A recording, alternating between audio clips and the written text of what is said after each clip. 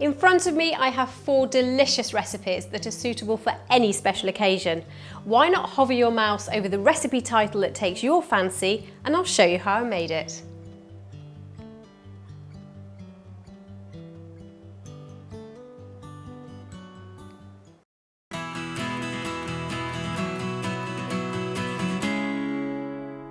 This recipe for prawns with garlic and chilli is all about big flavours and simple ingredients. It's the perfect light meal or starter. Start by heating 2 tablespoons of olive oil in a large sauté pan over a gentle heat. Add 2 cloves of chopped garlic to the pan, along with the zest of half a lemon and half a de-seeded chopped red chilli. Stir this over a gentle heat and let it cook for 1 minute, but be careful not to allow the garlic to go brown and burn, otherwise it will go bitter. And I've used half a red chilli here, but if you want to give it a real kick, you could use a whole chilli.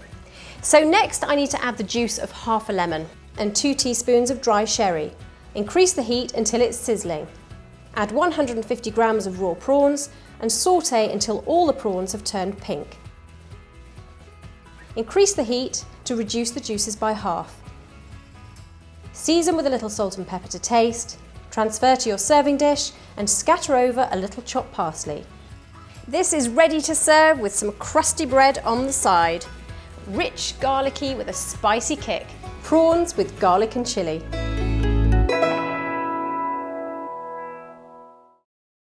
There's nothing subtle about this sea bass. Big flavours, big taste. Fancy another? Just click.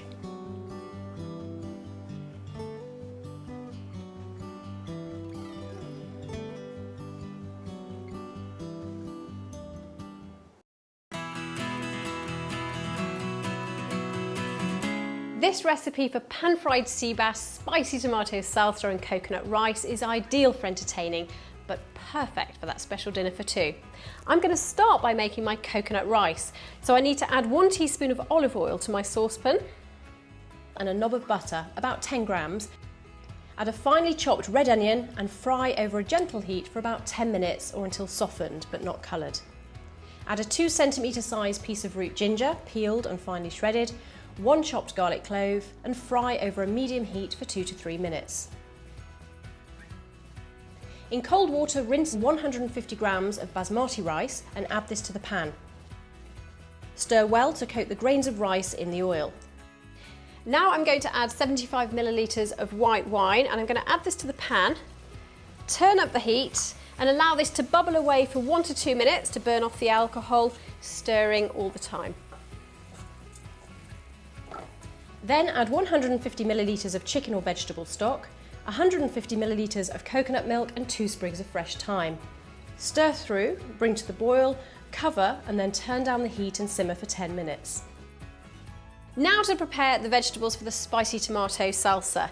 Begin by slicing 4 spring onions diagonally, followed by finely chopping a clove of garlic. Take half to 1 red Scotch bonnet chilli, de-seed and finely chop. Finally, halve the cherry tomatoes. Remove the lid from the rice and set aside. Here I've got 2 lovely fillets of sea bass, and if you turn them over skin side up, you need to score them at 1 centimetre intervals. Then season with salt inside the cuts. Add half a teaspoon of turmeric to the flour, along with a good pinch of salt and pepper, and mix it all together. Use this to dust the fillets on both sides and pat down the fillets to discard any excess flour. Make sure you wash your hands. To fry the sea bass, you need to heat half a tablespoon of olive oil over a medium heat. Add the fish skin side down and fry for 2 to 3 minutes. Flip over and just let them fry on the other side for another 2 minutes until golden. Then remove from the pan and set aside. So now to make that lovely salsa to go with the fish, we can add the ingredients to the pan and we're going to let those sauté for just 2 to 3 minutes. Then add the tomatoes with a tablespoon of lime juice and season with salt and pepper. Toss these together over a high heat for 30 seconds and remove from the heat. To serve, divide the rice between 2 plates, top with a sea bass fillet and then spoon over the tomato salsa. Scatter with fresh coriander leaves and a drizzle of olive oil. And a couple of lime wedges on the side. A picture on a plate. Succulent sea bass with tasty tomato salsa and coconut rice. Now when it comes to this recipe, there's a lot at stake. You know, steak, there's a lot. Just click.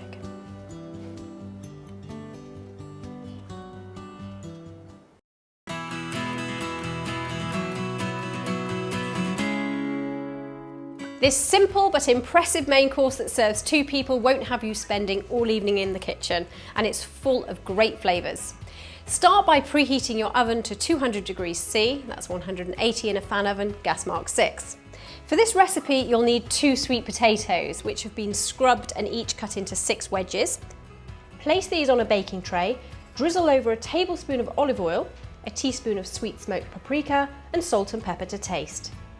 Mix to thoroughly coat the wedges, then roast in the oven for 30 minutes until golden.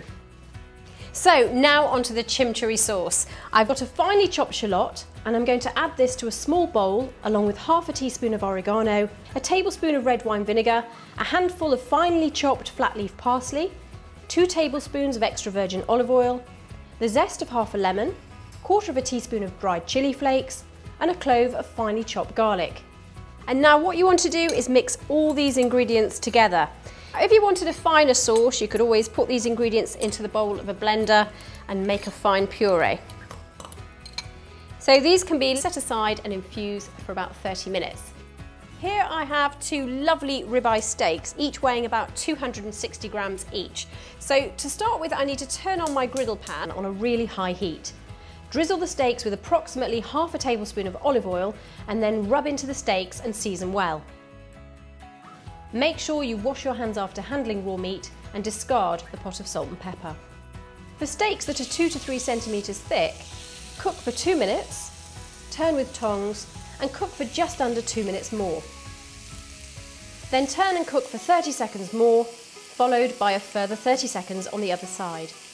This will result in a medium steak. For rare, subtract 1 to 2 minutes from the cooking time, and for well done, add another 1 to 2 minutes, depending on the steak's thickness. Transfer the steaks to a plate, keep warm and rest for 10 minutes. Serve the steaks with a generous spoonful of the chimichurri sauce and the roast sweet potato wedges. Those sweet potatoes have been roasted to perfection and the chimichurri sauce is going to complement that steak beautifully. This is steak and chips as you've never seen it before.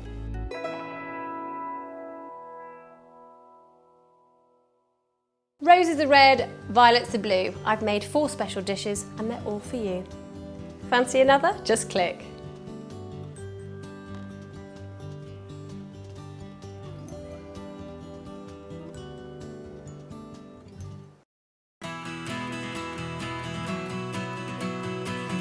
For an indulgent treat, these dark chocolate fondant puddings are the perfect way to end any special meal.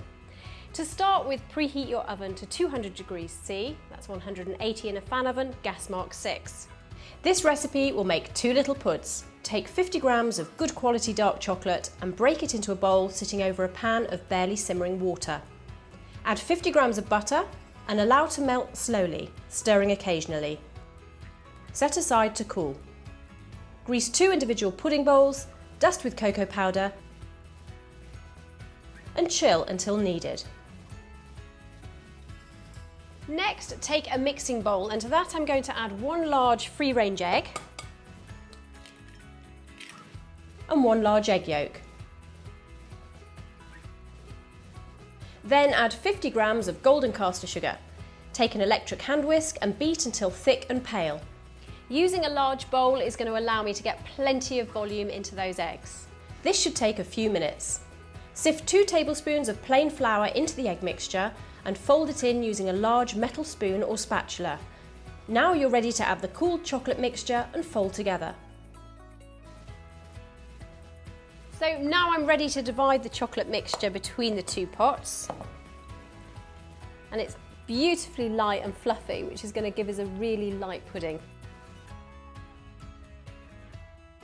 You can chill the puddings until needed at this stage. They can be stored in the fridge for up to 2 days. If you are going to cook them from chilled, allow them to come back up to room temperature. So place these on a baking tray and these are ready to cook in the oven for 8 to 10 minutes or until slightly risen with a crust on top. Make sure you set a timer because the cooking time is really key.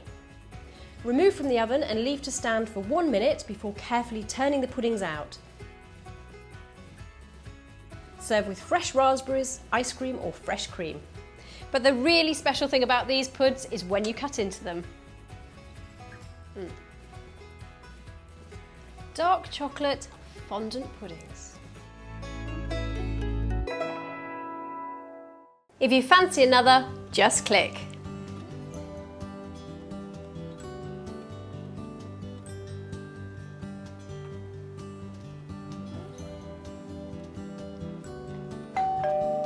Is that a delivery?